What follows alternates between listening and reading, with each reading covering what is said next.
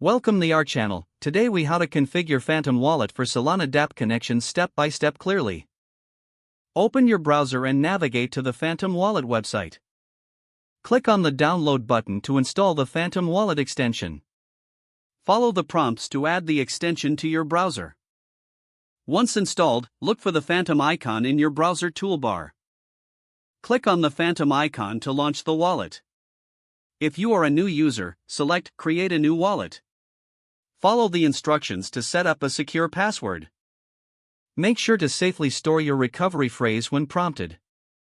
If you already have a wallet, select Import Wallet and enter your recovery phrase. After creating or importing your wallet, you'll be taken to the main interface. To connect your Phantom Wallet to a Solana dApp, navigate to the dApps website. Look for the Connect Wallet option on the dApps interface. Click on the Connect Wallet button.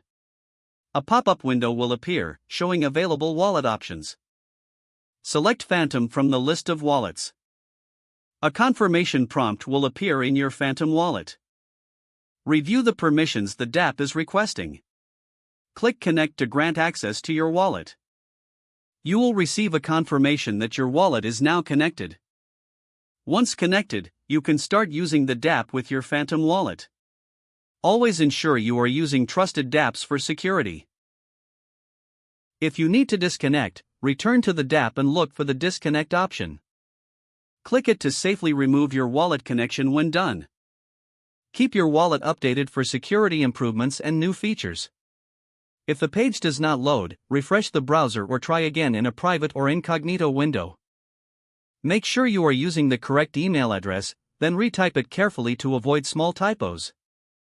If your password is not accepted, use the reset option and create a new strong password you can remember. Check your spam folder for verification or security emails, then complete any requested confirmation steps. Enable two-factor authentication if available to improve account security and reduce unauthorized access risk. Don't forget to like this video and subscribe to our channel for more step-by-step tech guides.